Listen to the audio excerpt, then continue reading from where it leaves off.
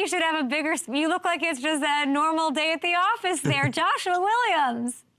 What's up? What's up? Nah, don't say that. This is the third time. I'm not getting used to it. I promise. This is just, can I see that? But can I see that again? Can we just put it in the screen with us? Potentially, can we re-rack that? Let's see that? I had not seen that. Confetti is falling. It is your third straight AFC champion. Where's the smile? Listen, I did all the smiling right before the video. Now I'm trying to get my cool little Instagram video. You know what I'm saying? I want to play it cool. I don't want to look too excited. Okay. I need everybody to know, like, okay, I can handle the moment, you know. How much have you slept? Actually, I got a good amount of sleep. My family was in town. We came home. We relaxed. We watched the movie. And then, yeah, I was in bed by like a good, midnight, 1 a.m. And now I'm over here well-rested and ready to talk to you. Thanks for joining the show. Congratulations to you. A well-earned trip to the Super Bowl yet again. I want to know, you're sitting there. It's your home crowd. Everything's happening. Great game. You're obviously doing your thing on special teams. When did you know you guys would win the game?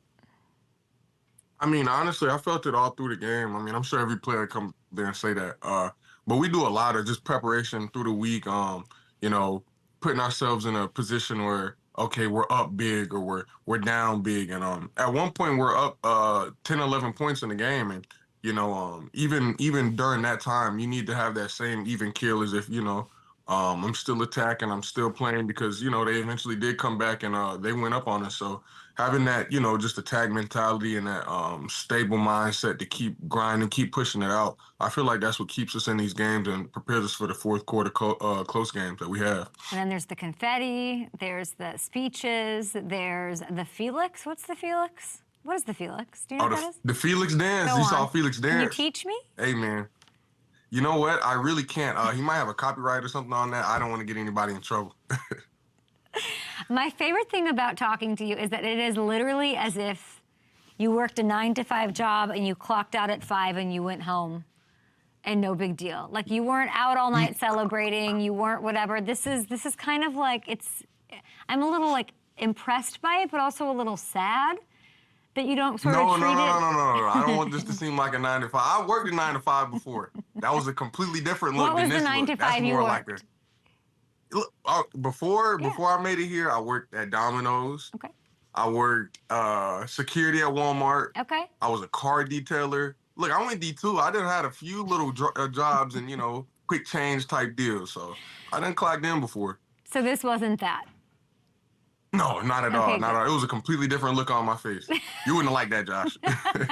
I would have loved to roll up into Domino's and have it be your face that I'm seeing. No, I wasn't the best employee. I don't want you to get that. I bet you could write a book on doing security at Walmart. You know what? I'm not going to sit here and say I can because there's people out there who worked with me and they would be very upset I wrote a book. Yikes. Okay, let's get back to business here. You, McDuffie, Karlaftis, Jalen Watson, you have the chance to make history as the only players to have 3 Super Bowl rings in their first 3 years in the league. Is that insane? What do you think about that?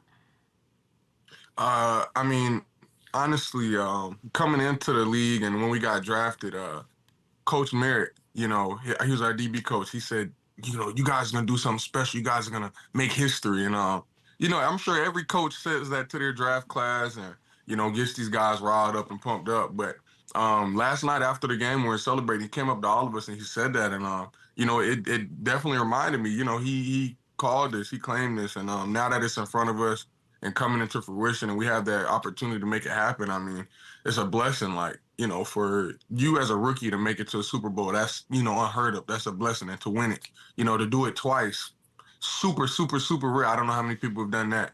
To be able to do it 3 times, I mean, and cement your name and your legacy into, the history books, it's really just, I really don't know how to explain it. I'm just trying to make sure I do my part, do everything I can to make sure we do end up hitting that goal. And you did, and you did it in the last Super Bowl win against this Eagles team, so we'll dig into that a little bit. You're sitting there watching this game unfold. I'm at home. Every time the Bills quarterback sneak or do the same thing on 4th down, I'm like pulling my hair out. Like, why are we doing this? Did you have the same thought? Because Spags, nobody has an answer for the tush push. How does Spags? I mean, for one, I don't blame the Bills for doing that. They have a big, strong quarterback back there. He's 6'6" and 250 pounds or whatever. So, that's usually an easy pickup right there for them. Okay. And, all the things we practiced during the week, a lot of them were short yardage, third and fourth down. And, during the week, he's telling us, we have to get these stops. We have to get these stops. Yeah. A lot of times, you get into the game and it's not exactly what you did at practice because there's so much, other factors. You being tired, them going right to the line and quick hiking it. I think our defense just did a good job getting back up there. Everybody getting in their gaps, shooting their gaps, and we picked up the stops because of that. What if Spags left your team and became a head coach somewhere? What would your reaction be if you woke up and heard that news someday? I mean, selfishly, I would always want him as a coach, but he's such a great talent and such a great mind. I'd be happy for him. I wouldn't, ever want him to just be confined to, whatever he thinks his confinement is. I want him to make it to his top of the top, be the highest that he can be, and reach all his potential. And I know he would do a good job. Spags is just a great mind. He's been around great coaches with him in the building who also speak with him, and I'm sure could point him in the right direction. So, I have the utmost confidence if he did get that opportunity, he'd make the most of it. As for right now, I'm glad he's my defensive coordinator and about to lead us to another Super Bowl. Josh, I enjoy talking to you so much. It is hard for me to understand that people hate you. They hate your teammates. They hate Right. everything about you. What does that feel like? I mean, honestly, a lot of times you just have to put that stuff to the side. That comes with just being at this stage. Great. There's a lot of great guys that are in the locker room that just get the worst hate, the worst kind of messages on social media, whatever it is. And sometimes you just have to realize like these people don't influence your life directly. The people around you, your coaches, your family, these are the people that you should be playing for. And just putting it all on the line for. Sometimes you might get caught up with all the things going on and all the storylines being put out about you or your team or whatever. But, just to remember who you're going to work with every day, who you're out there, putting your body on the line for and doing all this extra preparation for. That's kind of what keeps you just, motivated to keep going and kind of to block all that nonsense out. You do put your body on the line. I'm watching you yesterday, obviously throughout, like you've had your moments and you are out there on every meaningful special teams snap. What does it mean to you to crush that role at this point in the season? I mean, I feel like everybody, offense, defense, special teams is just doing everything they need to do just to hit that goal and hit that target. Everybody has a role on the team they have to play. Sometimes those things change throughout the season, and I think especially here at the Chiefs, there's no egos, there's no, too much personality where somebody's just upset or they don't want to, fulfill a specific role. So whatever the coaches ask for is everybody goes 100%. We have Coach Tobe, Coach Hill every week in our special teams meetings just talking about, go out there, do your job, cut loose, have fun.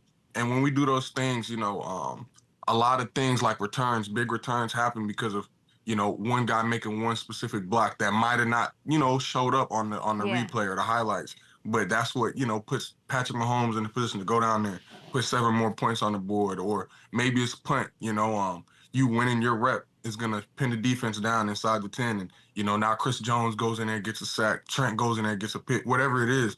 So you just have to go out there, play your role so other guys can do their job. What was the most special part of yesterday? Because obviously you've been there, you've done that. Was there a part that was unique to yesterday's win? Or maybe it was just seeing the players who haven't been to the promised land like you have get their moment to have the confetti? Yeah, I think the first 2 years, not really in a selfish way, but just, for me not have, been there, especially my rookie year, it was more so me just, taking it all in, seeing how I felt, just kind of feeling all the feelings I was feeling. Yesterday, I got so much joy just from seeing some of the rookies and the new players that we have on our team come in and enjoy the festivities, seeing my family and their families all just so happy. Yeah. I mean, that that can kind of just light a fire under you, and it makes you feel Who's good that all to your inside right? to get those warm. That was my dad. Your dad my just as older serious sister, as Madison. you. No, I promise you, that's just how Go he back to looks. that. That's just, it's a genetic thing. I don't know. I need to Sometimes see. our face just is still. Look at But he's a real him. funny. Listen, I'm telling you, he's funnier than me. He has way more personality than me. He just has a thick Caribbean accent. That's the only difference between me and him. And so they're here. Tell me you're taking them to. First of all, do you have something to thank me for this morning? You know, I have a million things to thank you for. For one, my rookie year, right? I'm gonna get to that. Okay. But my rookie year, I don't know if you remember, I came on Good Morning Football, Yeah. and I was nervous. I had my little suit on. I was telling my sister about this the other day because she's a big fan of you, and I didn't talk about it last time I was on here. Okay. I came on, and you were just talking about how well dressed I was. Man, it made me feel all good inside. Second off, I'm sure you heard the news. My favorite breakfast spot. Go you know, on. we worked out a deal, homegrown. Shout out to homegrown. All of that, promo I gave Let's on the go. show last Pancakes? week. It kind of gave me a little deal. I get free food. And we actually have this nice deal to where if you come in and get a red velvet pancake, every pancake what? eaten, we donate $1. A red velvet pancake. we Red call it the velvet big red pancake. pancake. Yeah, it's really good. What's you the go in thing there, you get told me one. you get? Take it. It's not. I don't have it written down here. What do you order? I order the It Takes the Cake special. It takes the cake special, but you're saying for every big red pancake, so it's a red velvet pancake at homegrown restaurants, not you're worldwide, Wichita and Kansas City for Joshua Williams. Homegrown donates $1 to Children's Mercy Hospital. That is amazing. I love that for you. Look at that cool pancake. Joshua Williams partnering with Homegrown. Who would have thought? We love it. You're going to the Super Bowl. DeAndre's going to the Super Bowl. Kareem Hunt's going to the Super Bowl. We have just a few seconds left. We're sitting at Homegrown. You've got your big family, your sister, who I love. Great. Everybody's at the table. You're drinking your coffee. You're eating your pancakes. And I say Eagles. What is the first thing that comes to your mind? Philadelphia Eagles. Talented. I think we all know what they can do. I think we all know who they have back there running the ball and, just the weapons they have. But I am very confident that we're going to come up with a great game plan these next 2 weeks. I'm sure they want to get their revenge back for a couple years ago. But like I said, we do a lot of preparation through the week, so I'm very confident that we're going to be able to go out there. Yeah, I think you guys looked pretty confident yesterday. I'm so excited for you. I know you covered A.J. Brown quite a bit in Super Bowl 57. We'll see what happens in a couple of weeks. Enjoy time with your family. The fact that you took time for us when you've got a full house of people, thank you so much. Absolutely. And they're all saying hi. They love you, by the way. Okay. My sister's special. Say hi back to them. And, of course, your serious dad. Love him. All right. Thanks, Joshua. Bye, it. Williams family.